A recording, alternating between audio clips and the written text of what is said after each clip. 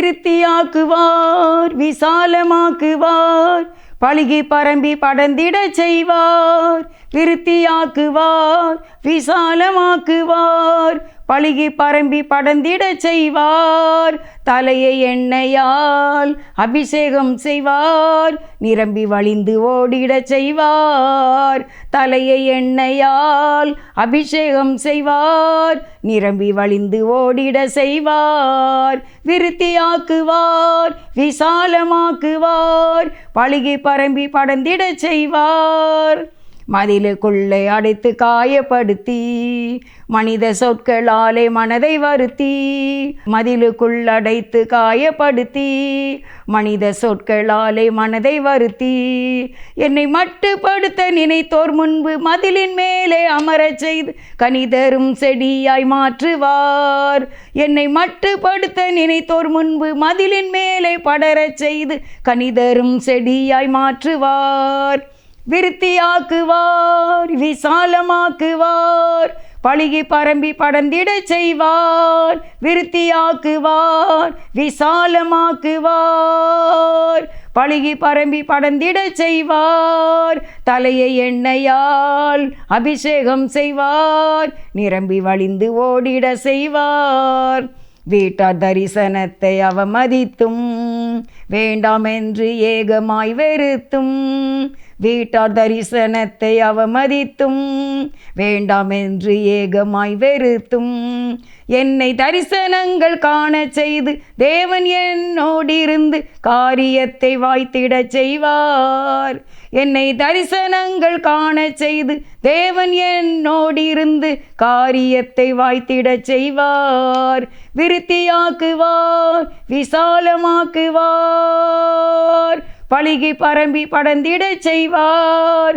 தலையை எண்ணெயால் அபிஷேகம் செய்வார், நிரம்பி வழிந்து ஓடிட செய்வார். தலையை எண்ணெயால் அபிஷேகம் செய்வார், நிரம்பி வழிந்து ஓடிட செய்வார். சிறிய எளிய என்னை நோக்கி பார்த்து புழுதியில் இருந்து தூக்கிவிட்டு, சிறிய எளிய என்னை நோக்கி பார்த்து புழுதியில் இருந்து தூக்கிவிட்டு, என்னை பிரபுக்களோடு உட்காரவும் மகிமையுள்ள சிங்காசனம் சுதந்தரிக்க செய்யும் தேவனே. என்னை பிரபுக்களோடு உட்காரவும் மகிமையுள்ள சிங்காசனம் சுதந்தரிக்க செய்யும் தேவனே. விருத்தியாக்குவார், விசாலமாக்குவார், பழுகி பரம்பி படர்ந்திட செய்வார். விருத்தியாக்குவார், விசாலமாக்குவார், பழுகி பரம்பி படர்ந்திட செய்வார். தலையை எண்ணெயால் அபிஷேகம் செய்வார், நிரம்பி வழிந்து ஓடிட செய்வார். தலையை எண்ணெயால் அபிஷேகம் செய்வார், நிரம்பி வழிந்து ஓடிட செய்வார். விருத்தியாக்குவார், விசாலமாக்குவார், பழுகி பரம்பி படர்ந்திட செய்வார். விருத்தியாக்குவார், விசாலமாக்குவார், பழுகி பரம்பி படர்ந்திட செய்வார். தலையை எண்ணெயால் அபிஷேகம் செய்வார், நிரம்பி வழிந்து ஓடிட செய்வார். தலையை எண்ணெயால் அபிஷேகம் செய்வார், நிரம்பி வழிந்து ஓடிட செய்வார். ஆமென், அல்லேலூயா. தேவனுக்காக ஊழியம் செய்கிறவர்கள் மனக்காட்டத்தில் செய்யக்கூடாது. மனக்காட்டத்தில் பொறாமையில் அப்படி ஊழியம் செய்யக்கூடாது. மனது உருக்கத்தில் ஊழியம் செய்யணும். மனக்காட்டத்தில் அவங்க செய்துட்டாங்க, அவங்க அப்படி சொல்லுவாங்க, இவங்க இப்படி சொல்லுவாங்க, நான் இப்படி தான் சொல்வேன், எனக்குன்னு இப்படித்தான் அப்படின்னு சொல்லி மற்றவங்க மேலே ஒரு குறையோடு என்ன ஒரு வித்தியாசமான தேவனுக்கு பிடிக்காத குணங்களோடு அல்ல.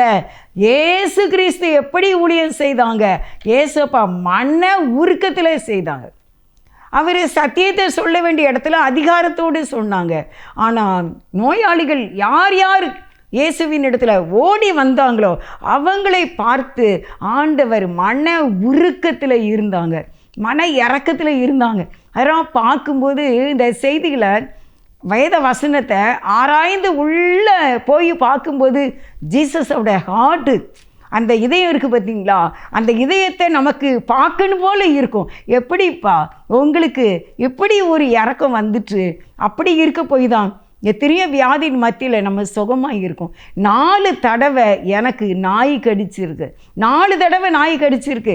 ஒரு தடவை நாய் கடித்து 40 நாள் ஆகிறதுக்குள்ளே 2ஆம் திருப்பு நாய் கடிச்சிட்டு ஜிஹெச் ஆஸ்பத்திரிக்கு போயிருக்கேன். அவங்க திட்டுறாங்க, 40 நாள் ஆகலை, அதுக்குள்ளே 2ஆவது நாய் கடிச்சு வந்திருக்க, என்ன ஊசியை போட அப்படின்னு சொல்கிறாங்க. அப்போ நான் கேட்குறேன், என்னது செய்திருமாமா அப்படி கேட்டேன். அது அன்னைக்கு பார்த்துக்கிடலாம் அப்படின்னு அங்கே உள்ள ஸ்டாஃபு சொன்னாங்க பார்த்துக்கோங்க. அப்போ மனசுக்குள்ளே எப்படி இருக்கும், பயமாக இருக்கும்ல. அதாவது ஒரு நாய் கடித்தவங்க இறக்கும்போது நாய் மாதிரி என்ன செய்வாங்க, குலைச்சி தான் சாவாங்களாமா. அப்படி நான் ஒரு வீடியோ வேற பார்த்தேன். நிறைய பேர் வேறு அதை என்ன செய்வாங்க, நாங்கள் இப்படி பார்த்தோம், ஒருத்தர் நாய் கடித்து கடைசியில் அவர் ட்ரீட்மெண்ட்டை எடுக்காமல் 40ஆவது நாள் நாய் மாதிரி குலைச்சே இறந்தார் அப்படின்ட்டு ஒரு சகோதரன் சொல்லிக்கிட்டு இருந்தாங்க. என் சொந்தக்காரங்க, சின்ன பையன்தான். அப்படிலாம் கேள்விப்பட்டு பையனா தாங்க முடியல. இப்போ நான் நாய் கடிச்சிருக்கேன், எனக்கு 40 நாளைக்குள்ளே 2ஆம் திருப்பு கடிச்சிருக்கு அப்படின்னு சொல்கிறாங்க. கடைசியில் அவங்க எல்லா ஸ்டாஃப்பும் பேசிட்டு 2 ஊசி போடுவோம் அப்படின்னு அந்த இதில் பாதி போட்டாங்க. ஆனால் இன்னுமே என்னைக்காவது அதே டேட்டில் இந்த இடத்துல எனக்கு அப்படியே குத்தெடுக்கும். இங்கே என்றைக்குன்னு பார்த்தா அந்த நாய் கடித்த டேட்டாக இருக்கும் பார்த்துக்கோங்க. அப்படி 4 தடவை நாய் கடித்து ஆண்டவருடைய கிருபையினால் இந்த வசனத்தில் இன்றைக்கி நான் இருக்கேன் அப்படின்னா தேவன் என்னோடு பேசினார். நான் ஜிஹெச்சில் இருந்து வெளியே நடந்து வந்த என் பையனை கூப்பிடலை. ஏன்னா எனக்கு மனசு கஷ்டம் தாங்க முடியல, என்ன செய்யன்னு தெரியல. என் பையன்கிட்ட நான் ஏதாவது சொன்னால் அவன் பயந்துருவானே. நம்ம நடந்தே போயிடலாம் நம்ம வீட்டுக்கு, ரொம்பலாம் தூரம் கிடையாது பார்த்துக்கோங்க. உடனே நான் நடந்து அப்படியே வரும்போது ஒரு ஆலயத்தை பார்த்தேன். தூத்துக்குடியில் கோல்டன்புரத்தில் அந்திரேயா அப்படின்ட்டு ஒரு ஆலயம் இருக்குது. அந்த ஆலயம் ரொம்ப ஒரு பிரசன்னமாக இருக்கும். அந்த இடத்துல ஜெபிக்கும்போது நேரே நான் போய் அந்த சீட்டை கொண்டு கீழே வச்சுட்டு, தேவனே என்னை கண்ணோக்கி பாரு, நான் நாய் கடிச்சுலாம் சாகக்கூடாதுப்பா. இதோட 4 தடவை எனக்கு நாய் கடிச்சிட்டுப்பா. ஒரு தடவை கையில், ஒரு தடவை வலது காலில் பின்னால், திருப்பி ஒரு தடவை வலது கையில், இப்படியான என்னை கடிச்சிட்டுப்பா. நீங்கள் எனக்கு எப்படியாவது சுகம் தந்துருங்கப்பா அப்படின்னு சொல்லி நான் அழுது தேவ சமூகத்தில் ப்ரேயர் பண்ணேன். ஆண்டவர் மனது இறங்கி என்னோடு பேசினார். என்ன சொன்னார் தெரியுமா? என்னாலே உன் நாட்கள் பெருகும், என்னாலே உன் ஆயுசு நாட்கள் விருத்தியாகும் அப்படின்னு சொல்லி நீதிமொழிகளில் ஏசப்பா அந்த அந்திரேயா ஆலயத்தில் என்னோடு பேசினாங்க. பேசணுன்னே தைரியமாக எழுந்திரிச்சு வந்தேன். அந்த நாய் கடித்த விஷம் அப்படி அந்த 4 தடவை கடித்தோம். நான் இன்றைக்கு உயிரோடு இருக்கேன் அப்படின்னா தேவனுடைய மனது உருக்கம்தான். இந்த இடது கையில் நாயை கடித்து அப்படியே ரவுண்டு கட்டிட்டு பார்த்துக்கோங்க. ரவுண்டு கட்டி அப்படியே வீங்கி அந்த பல்லு படிச்சுலா அந்த இடத்துல ஒரு சின்ன ரவுண்டு கட்டி அது மட்டும் அப்படி பொப்புன்னு நிற்கும்.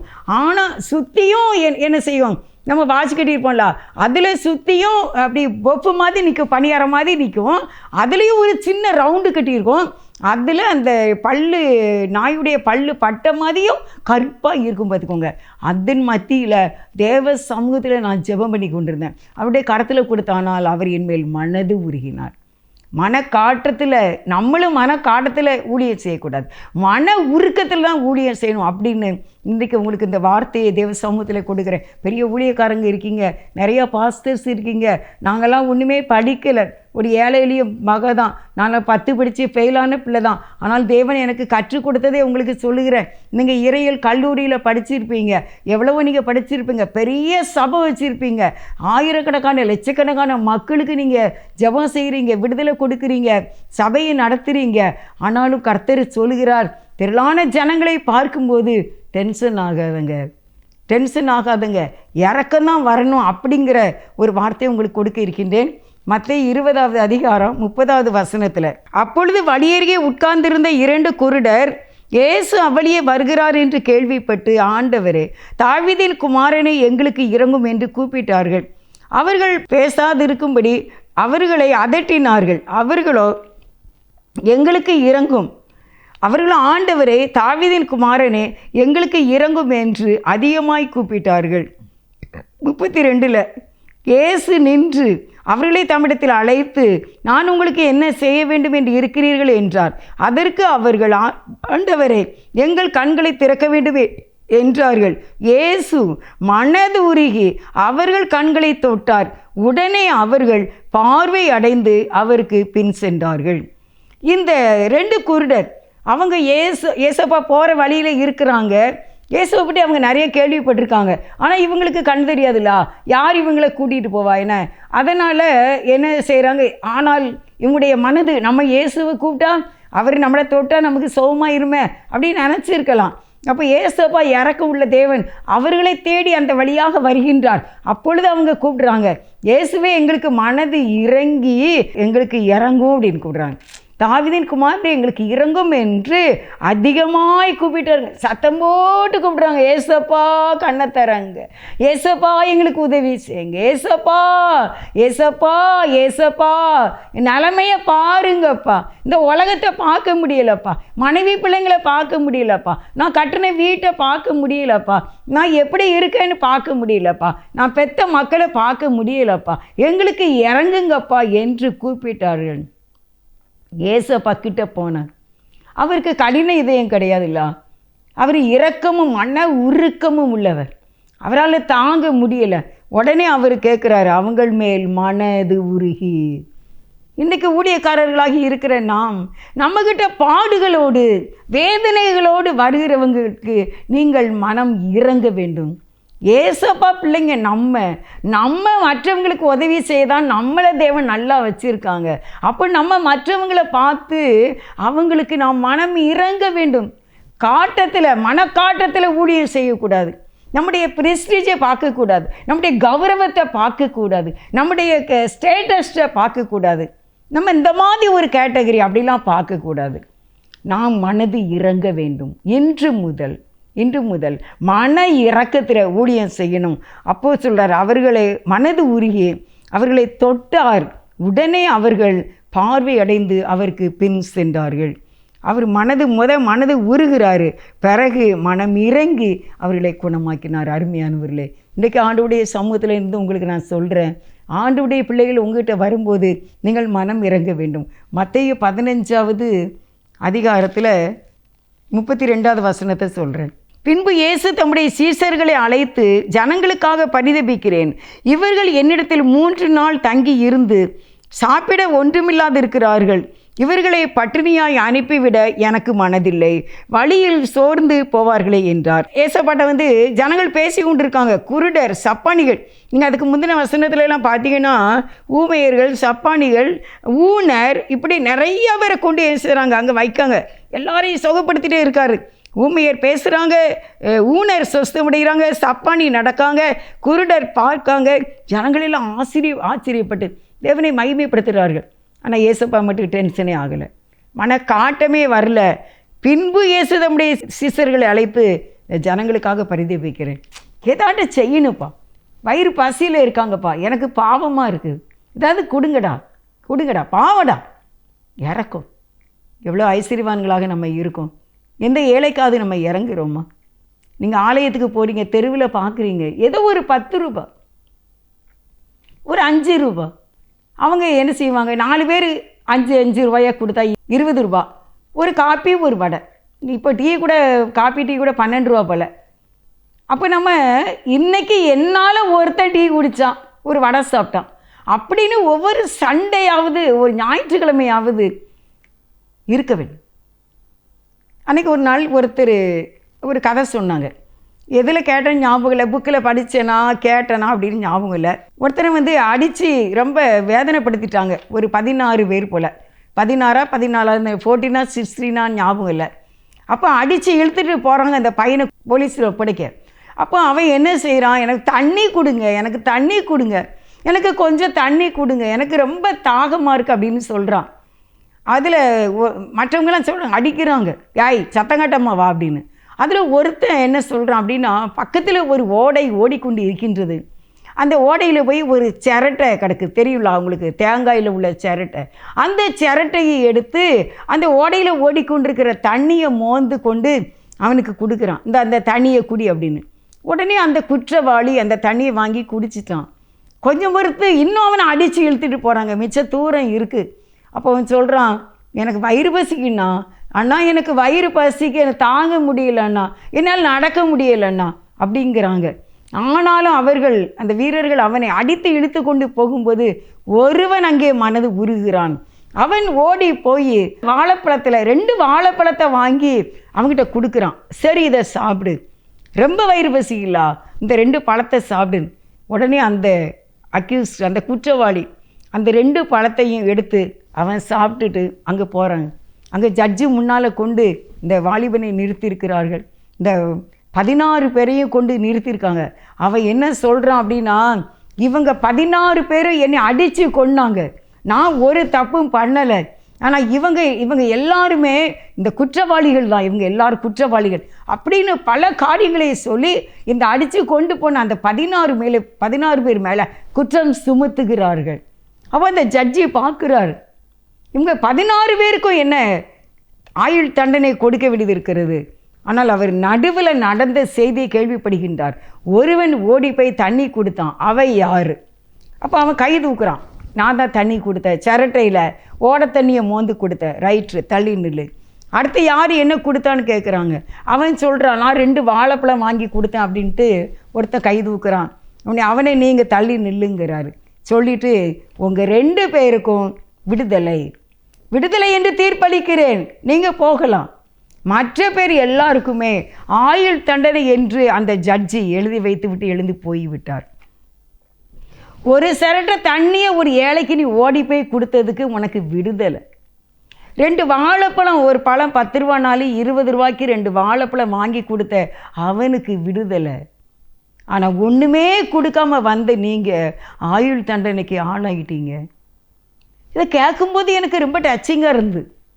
அருமையானவர்களே, இன்றைக்கு நம்ம கூட இப்படிப்பட்ட ஒரு மன உருக்கம் இருக்கும்போது நீ நிறைய காரியத்தில் கர்த்தர் உங்களை விடுவித்து உங்களை ஆசீர்வதிக்கக்கூடிய இரக்கமுள்ள இறைவனாக இருக்கின்றார்.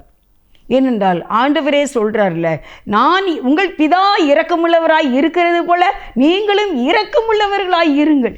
ஊழியம் செய்யும் போது இரக்கத்தோடு செய்யுங்க, மன காட்டத்தோடு செய்யாதீங்க, டென்ஷனில் செய்யாதீங்க அப்படின்னு சொல்லி போடுறது. மார்க்கு 1வது அதிகாரம் 22வது வசனத்தை உங்களுக்கு வாசிக்கிறேன். மார்க்கு 1:22 அவர் வேத பாரகரை போல போதியாமல் அதிகாரம் உடையவராய் அவர்களுக்கு போதித்தபடியினால் அவருடைய போதகத்தை குறித்து ஜனங்கள் ஆச்சரியப்பட்டார்கள். வேத பாதகரை போல போதியாமல் அதிகாரம் உடையவராய் போதித்தார். ஆண்டவர் வசனத்தை சொல்லும்போது அதிகாரமாக சொன்னாங்க. ஏன்னா வசனத்தை ஸ்ட்ராங்காக சொல்லணும். நோயை குணமாக்கும் போது இறக்கும், ஆனால் வசனத்தை எடுத்து சொல்லும்போது அதிகாரமுடையவராய் போதித்தார். நீ இப்படித்தாவா நடக்கணும். இந்த 10 கட்டளையில் என்ன சொல்லுது? உன்னை பெற்ற தகப்பனைய தாயை கனம் பண்ணு. இந்த காலத்தில் எங்கே பார்த்தாலும் முதியோருடைய ஒரு கண்ணீர் என்ன தெரியுமா? அற்பமாக பேசுறது, தாயை மன வேதனையாக பேசுறது, ஊண்டிங்காக பேசுது. ஒரு பெத்த பிள்ளை தாயை ஊண்டிங்காக பேசுது, மறைமுகமாக தாக்குது. தாய்க்கு எவ்வளோ கண்ணீர் இருக்கும். உன்னை எப்படி வளர்த்துருப்பாங்க? நீங்கள் பெரிய ஆள் ஆகிட்டீங்களோ, நீங்கள் ரொம்ப செல்வந்தன் ஆகிட்டீங்களோ, என் மகா நீ ரொம்ப பணக்காரி ஆகிட்டியோ, அம்மாவை அற்பமாக பேசுகிறதுக்கு, அப்பாவை அற்பமாக பேசுகிறதுக்கு அதையெல்லாம் ஆண்டவர் அதிகாரமாய் சொன்னார். நீ அப்பா அம்மாவுக்கு செய்கிறேன்னு சொல்லி நீ காணிக்கையை கொண்டு கோயிலில் போட்டுட்டு எங்கள் அம்மா அப்பாவுக்கு நான் செய்தது முடிஞ்சிட்டுன்னு சொல்லி நீ கோயிலுக்கு செய்துட்டு ஆலயத்துக்கு செய்துட்டு அப்பா அம்மாவை கவனிக்கலைன்னா அது ஏற்றுக்கொள்ளப்படாது. அந்த காணிக்கை பெற்றோரை கனம் பண்ண வேண்டும், வாழ்நாள் நீடித்திருப்பதற்கும். நீ நல்லா இருக்கணும்னா உன்னை பெற்றவங்களை நீ கவனிக்கணும், நீ கனம் பண்ணணும். நீ மரியாதை குறையாக பேசக்கூடாது, அடிக்க கையை ஓங்கக்கூடாது, தூர போன்னு சொல்லக்கூடாது. அப்படியே வளர்த்தாங்க. நம்ம தான் பார்க்க இல்லை. இப்போ நான் 65 வயசுக்கு மேலே ஆயிட்டு நான் ஒரு கல்யாண வீட்டுக்கு போகிறேன். அங்கே குழந்தைய வச்சுருக்காங்க. நாங்கள் சின்ன பிள்ளையாக இருக்கும்போது அப்பாலாம் எந்த குழந்தையும் தூக்கிக்கிட்டு இருக்க மாட்டாங்க. எத்தனை பிள்ளைனாலும் அம்மா கூட தான் இருக்கும். கைப்பிள்ளை அம்மா கூட இருக்கும், அடுத்து சேலையை 2 பிடிச்சிக்கிட்டு இருக்கும், ஒன்று முன்னால் நடக்கும், முந்தாவணியை 1 பிடிச்சிக்கிட்டு நடக்கும். இப்போ அப்படி இல்லை. இந்த காலத்தில் குழந்தைய சுமக்கிறதே தகப்பன் தான். அது பால்குடி பிள்ளையாக இருந்தால் இப்படி வச்சுருக்காரு, 8 மாதம் 9 மாதம் ஆகிட்டுனா தோளில் வச்சுருக்காரு. அப்படியே அவங்க எவ்வளோ தூரம் ஆனாலும் வளர்க்காங்க. ஆனால் இது இப்போ இப்படி இருக்குது. 40 வயசு கிட்டக்க வரும்போது இந்த தாய் தகப்பனை நீங்கள் அற்பமாக நினச்சிடுறீங்களே, நீங்கள் அசிங்கமாக நினச்சிடுறீங்களே, உங்களுக்கு பிடிக்காமல் போயிருத சகோதரனே, உங்கள் அம்மாவை உங்களுக்கு பிடிக்காமல் போயிருத சகோதரியே, உங்கள் மாமியாரை உங்களுக்கு பிடிக்காமல் போயிருத, அவங்க உங்களுக்கு விரோதி மாதிரியே உங்கள் கண்ணுக்கு தெரியுதே மக்களே, விரோதி மாதிரியே தெரியுது. நான் இந்த உலகத்தில் தான் இருக்கேன், இந்த பூமியில் தான் இருக்கேன். நம்ம இப்போ ஒரு பெரிய மாநகராட்சியில் நம்ம இருக்கோம். 4000 ஜனங்கள் வசிக்கிற ஆலயத்தில் நாங்கள் இருக்கோம். பெரிய கேம்பஸான ஒரு பெரிய காலனியில் எங்கள் வீடு இருக்குது. தெருவில் பெரிய அப்பார்ட்மெண்ட் இருக்குது. எல்லா மக்களையும் நம்ம பார்க்க தான் செய்கிறோம். உண்மை அருமையானவர்களே, இன்றையில் இருந்து பெற்றோரை கனம் பண்ணுங்க. நீங்கள் நல்லா இருப்பீங்க. உங்கள் பிள்ளைங்க நாளைக்கு உங்களை பார்த்து சொல்லுவாங்க, எங்கள் அப்பா எங்கள் பாட்டியை கவனிச்சாங்க, எங்கள் அப்பாவை நான் கவனிப்பேன். உங்கள் பிள்ளைங்க சொல்லு. இந்த சத்தியத்துக்கு பிரமாணத்துக்கு கீழ்ப்படிங்க. ஏசப்பா அதை அதிகாரமாக சொன்னார். என்றைக்குமே தகப்பன தாயை அலட்சியமாக நினைக்காதீங்க. உங்களால் ஏண்டதை செய்யுங்க, அன்பு செலுத்துங்க. விரோதியாக நினைக்கிறாங்க நிறைய பேர். மாமியாரை விரோதியாக நினைக்காங்க, தாயை விரோதியாக நினைக்காங்க. அதுதான் எனக்கு ஆச்சரியமாக இருக்குது. பொம்பளை பிள்ளை கூட அம்மாவை எதிரியாக நினைக்குது. எங்கள் ஊரில் எல்லாம் இப்படிலாம் நான் பார்த்ததே இல்லை. ஒரு தாய் பேசுனா பிள்ளைகள்லாம் சூழ்ந்து உட்காந்து நல்லா பேசிகிட்டு இருப்பாங்க. அப்படி தான் நான் பார்த்துருக்கேன். இப்பெல்லாம் அப்படி இல்லை. தாய்க்கு ஒரு சேலை எடுத்து கொடுக்கல, நல்ல சேலை கட்டினா தாய்க்கு பிள்ளைகளுக்கு தான் அது பெருமை. ஆனால் உங்களுக்கு அப்படி இஷ்டம் இல்லையா? அடுத்த ஆண்டவர் வசனங்களை அதிகாரத்தோடு பேசினார். நம் வசனங்களை அதிகாரத்தோடு பேச வேண்டும். மார்க்கு 1:27 வாசிக்கிறேன். எல்லாரும் ஆச்சரியப்பட்டு, இது என்ன? இந்த புதிய உபதேசம் எப்படிப்பட்டது? இவர் அதிகாரத்தோடு அசுத்த ஆவிகளுக்கு கட்டளை இடுகிறார், அவைகள் இவருக்கு கீழ்ப்படுகிறது என்று தங்களுக்குள்ளே ஒருவரோடு ஒருவர் சொல்லி கொண்டார்கள். சாத்தானை விரட்டும் போது இயேசு அதிகாரத்தோடு கட்டளை இடுகிறார். ஆனால் குருடனை பார்த்து இறங்குனார். பசியோடு இருக்கிறவங்களை பார்த்து பரிதபிச்சாங்க. ஏசப்பா மனக்காட்டத்தில் இல்லை. திரளான ஜனங்களை கண்டபோது இறங்குனார். டென்ஷன் ஆகலை, கோபம் வரல, எரிச்சல் வரல, தன்னை பார்க்கல, தனக்கு பசிக்குதெல்லாம் பார்க்கல. மக்கள் நல்லா இருக்கணும் அப்படின்ட்டு. இப்போ இவங்க சொல்கிறாங்க, இது என்ன புதிய உபதேசம்? இவர் என்ன புதிய உபதேசமாக பேசுகிறாரு? அதிகாரத்தோடு பேசுகிறாரு. பேயை பார்த்து சொல்கிறார், நீ வெளியே போ, இவனை விட்டு வெளியே போ, இனி வராத அப்படின்னு பேயை பார்த்து விரட்டுறார். அப்போ நீனும் இவ்வளோ காலமாக அந்த ஆலயத்தில் தானே இருந்த, அந்த பரிசேயர், அந்த சதுசேயர், அந்த நியாயஸ்திரீகள் ஆலயத்தில் இருந்தாங்கல்ல, ஏன் நீ அன்னைக்கு பேயை விரட்டலை? எதுக்கு உனக்கு அந்த அதிகாரம் ஆண்டவர் கொடுத்தானே இருந்தாங்க? நீ ஒரு நாளுமே செய்யலையே. சூமின கையை உடையவன் ஆலயத்தில் தான் இருந்தான், நீ கொடமாக்கலையப்பா, நீ கொடமாக்கலைய. 18 வருஷமாக இருந்த அந்த கூனி அங்கே தானே இருந்தாங்க, ஆலயத்தில் தானே இருந்தாங்க. ஏசப்பா அங்கே வந்திருக்கும் போது நீ அந்த கூனியை சுகமாக்க நீங்கள் என்ன பிரயாசம் எடுத்தீங்க? இன்னைக்கு ஆண்டவரை ஏகப்பட்ட என்கொயரி வச்சிங்களே, எவ்வளோ கொஸ்டின் கேட்டீங்களே. அந்த ஆலயத்தில் அத்தனை வருடமாக இருந்த பலவீனப்படுத்தின ஆவியை கொண்டு அவங்கள்ட்ட நீங்கள் சுகமாக்கலையே. உங்களுக்கு இறக்கம் இல்லையே. ஏதோ வந்தீங்க போனீங்க. யாருக்காக நீங்கள் ஃபாஸ்டிங் இருந்து ப்ரேயர் பண்ணீங்க? யாருக்காக நீங்கள் அவங்களுடைய பாவ அறிக்கையை பற்றி அவங்களோட நீங்கள் இடைப்பட்டீங்க? நீங்கள் அதெல்லாம் செய்யலையே. நீங்கள் அவங்களுக்காக முழங்கால் படிட்டு கண்ணீர் விட்டு நீங்கள் ஆலயத்தில் கதறலையே. ஆனால் ஏசப்பா செய்தாங்க. அவங்களை பார்த்து கர்த்தர் மனது இறங்கினார். அதிகாரத்தோடு அந்த பேயை விரட்டினார். பலவீனப்படுத்தும் ஆவியை இவளை விட்டு வெளியே போ. உடனே அவள் நிமிர்ந்து தேவனை துதித்தாள். அல்லேலூயா. ஏசப்பாவுடைய கேட்டகரியை ஸ்டேட்டஸ்டே வேற தான். ஏசப்பா வேற லெவல். அந்த மாதிரி நம்ம வரணும். அந்த மாதிரி நம்ம அவருடைய பிள்ளைகளாக இருக்கின்ற நாமும் அப்படி இருக்க வேண்டும். நோயாளிகளை பார்க்கும்போது அற்பமாய் நினைக்கக்கூடாது. ஏழை எளிய மக்களை பார்க்கும்போது அவர்களை விசாரிக்க வேண்டும். பணக்காரங்களுக்கு ஒன்றும் இல்லை, ஒரு மாதிரி, படித்தவங்களுக்கு ஒரு மாதிரி இருக்கக்கூடாது. ஏசப்பா வழியிலே நாம் நடந்தால் அவர் தருகிற அனைத்து ஆசீர்வாதங்களையும் பெற்றுக்கொள்ளலாம். பிசாசை விரட்டும் போது சொல்கிறாங்க புதிய உபதேசம் என்று. அதிகாரத்தோடு விரட்டுகிறாரு. ஆமாம், நீ செய்திருக்கணும் இல்லை, நீங்கள் அன்றைக்கி செய்திருக்கணும் இல்லை. அங்கே இருந்தவங்க எல்லாரும் ஆச்சரியப்பட்டு சொன்னாங்களாமா இதை. அந்த நியாயஸ்திரிகள், அந்த வேத பாரகர் ஒருத்தருமே அந்த பெண்ணை குணமாக்கணும்னு நினைக்கல. அங்கே பேய் பிடிச்சு தானே எல்லாரும் அலைஞ்சிருக்காங்க. கல்லறையில் கொடுத்த 6000 பிசாசோடு கடந்தானே, நீங்கள் போய் குணமாக்குனீங்களா? இல்லை இல்லை, ஏசப்பா செய்தாங்களே. இன்றைக்கி நம்ம அதை செய்ய அழைக்கப்படுகிற அருமையானவர்களே. அதுக்கு தான் நான் உங்களுக்கு இந்த செய்தியை கொடுத்து கொண்டு இருக்கின்றேன், என் பரிசுத்த ஆவியானவரால். மார்க் 1வது அதிகாரம் 40வது வசனத்தை வாசிக்கிறேன். அப்பொழுது குஷ்டரோகி ஒருவன் அவரிடத்தில் வந்து அவர் முன்பாக முழங்கால் படியிட்டு, உமக்கு சுத்தமானால் என்னை சுத்தமாக்க உம்மால் ஆகும் என்று வேண்டிக் கொண்டான். மார்க் 1:41. இயேசு மனது உருகி கையை நீட்டி அவனை தொட்டு, எனக்கு சுத்தமுண்டு, சுத்தமாக என்றார். இப்படி அவர் சொன்ன உடனே குஷ்டரோகம் அவனை விட்டு நீங்கிற்று. அவன் சுத்தமானான். இயேசு மனது உருகி குஷ்டரோகி கையை தொட்டாரு.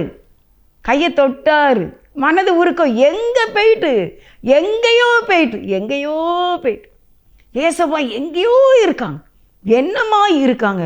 குஷ்டரோகி கையில் புண்ணு விரல் இருந்தும் இல்லாமல், நீங்கள் பார்த்துருக்கீங்களா என்ன தெரியல, நான் பார்த்துருக்கேன். குஷ்டரோக ஆஸ்பத்திரியில் தூத்துக்குடியில் எல்லாமே அழுகி புண்ணு, காலு கை எல்லாம் இருக்கும். ஆனால் ஏசப்பா மனது உருகி கையை தொட்டு, எனக்கு சுத்தமுடி, சுத்தமாக என்று சொல்லி பிறந்த குழந்தைய போல சுகமாக்கினார். என் தேவன் இறக்கும். அந்த இறக்கும் இன்றைக்கி நமக்கு வேணும். நம்ம பிரிஸ்டீஜியை பார்க்கக்கூடாது, நம்ம கௌரவத்தை பார்க்கக்கூடாது. மார்க் 6வது அதிகாரம் 34. இயேசு கரையில் வந்து அநேக ஜனங்களை கண்டு அவர்கள் மேய்ப்பன் இல்லாத ஆடுகளைப் போல இருந்தபடியால் அவர்கள் மேல் மனது உருகி அநேக காரியங்களை அவர்களுக்கு உபதேசித்தார். அவங்களுக்கு உபதேசமே தெரியல, 10 கட்டளை தெரியல, உன் தேவனாகிய கர்த்தர் ஒருவரையும் ஆராதிப்பாயாக தெரியல, வேற எந்த விக்கிரகங்களையும் வணங்கக்கூடாது என்பது அவர்களுக்கு தெரியல. பொய் சொல்லக்கூடாது, களவு செய்யக்கூடாது, கொலை செய்யக்கூடாது, தகப்பனை தாயை கணவனை வேண்டும், பொய் சாட்சி சொல்லக்கூடாது, எதுவுமே தெரியல. சத்தியம் தெரியாமல் மேய்ப்பன் இல்லாத ஆடுகளைப் போல. ஒரு ஆடு ஒழுங்காக போகுமா? இந்த ஆளை பேய்கிட்டு இருக்கும், திடீர்னு ஒரு கீரை தோட்டத்துக்குள்ளே போயிரு, அங்கே ஒருத்தன் அடிப்பான். ஒரு வாழைத்தோட்டத்துக்குள்ளே போயிரு, அங்கே ஒருத்தன் அடிப்பான். மேய்ப்பன் இல்லாத ஆடுகளைப் போல சிதறிந்த மக்களை அவர் பார்த்து மனது உருகினார். அவங்களை கூப்பிட்டு வச்சு அவங்களுக்கு வெகு நேரம் உபதேசித்தார். இப்போ வெகு நேரம் உபதேசிக்கிங்களா? ஊழியக்காரராக இருக்கின்ற நாம் அவர்களுக்கு நம்ம டைம் கொடுத்து அவங்கள தனியாக அழைத்து கவுன்சிலிங் பண்ணி அவங்களுக்கு இறக்கத்தோடு உபதேசம் கொடுக்கும்போது அந்த ஆத்துமா மனது மாறி ரட்சிக்கப்பட்டு பரலோக ராஜ்யத்துக்கு வரும். ஏசப்பாக்கு சுயம்லாம் கிடையாது. மார்க் 9:22 அப்படி தான். அதுலேயும் மனது உருகி மார்க் நிறைய எழுதியிருக்காரு. இவனை கொல்லும்படிக்கு அது அநேக தரம் தீயிலும் தண்ணீரிலும் தள்ளிற்று. நீர் ஏதாயிலும் செய்யக்கூடுமானால் எங்கள் மேல் மனதிறங்கி எங்களுக்கு உதவி செய்ய வேண்டும் என்றார். இயேசு அவனை நோக்கி, நீ விசுவாசித்தால் நடக்கும்னாரு. நான் விசுவாசிக்க நான் உடனே சுகமாயிட்டு. அல்லேலூயா. அருமையானவர்களே, மார்க் 2:10 அப்படி தான் சொல்லு. பாவங்களை மட்டும் அதிகாரத்தோடு மன்னிக்கிறார், பேய்களை அதிகாரத்தோடு விரட்டுகிறார். நோயாளியை கஷ்டப்பட்டவங்களை வரும்போது மனது உருகிறார். நாமும் அப்படி இருக்க வேண்டும், மனது உருக்கம் இருக்க வேண்டும். தேவ சமூகத்தில் நம்ம ஜெபிப்போம், கர்த்தருடைய சமூகத்தில் நம்மை தாழ்த்துவோம். ஸ்தோத்திரப்பா, நேசிக்கிறேங்க நல்ல பிதாவே, மே துதிக்கிறோம், மே ஸ்தோத்திரிக்கிறோம். ஆண்டவரே, நோய்களெல்லாம் நீக்கிடுவார், நொடி பொழுதே சுகம் தருவார். பேய்களெல்லாம் நடுநடுங்கும் பெரியவர் திரு முன்னே. இந்த பேய்களெல்லாம் நடுநடுங்கும் பெரியவர் திரு முன்னே. கொண்டாடுவோம் கொண்டாடுவோம், கவலைகள் மறந்து நாம் பாடுவோம். கொண்டாடுவோம் கொண்டாடுவோம், கவலைகள் மறந்து நாம் பாடுவோம். இயேசு ராஜா வந்திருக்கிறார், எல்லோரும் கொண்டாடுவோம். கைதட்டி நாம் பாடுவோம். இயேசுவே, நாங்கள் காட்டத்தினால, மன காட்டத்தினால, எரிச்சலினால் அல்ல, திரளான ஜனங்கள் வந்தாலும் மனது இறங்கி உங்களைப் போல மன உருக்கத்தோடு ஊழியம் செய்ய எங்களுக்கு கிருபை தார். சாத்தானை அதிகாரத்தோடு விரட்ட வேண்டும், உபதேசத்தை அதிகாரத்தோடு சொல்ல வேண்டும். ஏழை எளிய மக்களின் வியாதிகள் கஷ்டங்களுக்கு மனது உடங்கி செயல்பட கிருபை செய்ய வேண்டும் என்று எங்களை தாழ்த்தி இந்த செய்தியை கேட்கின்ற ஒவ்வொருவரையும் ஆசீர்வதிக்க வேண்டும் என்று மனத்தாழ்மையோடு வேண்டிக் கொள்கின்றேன் ஜீவனுள்ள நல்ல பிதாவே. ஆமென். God bless you.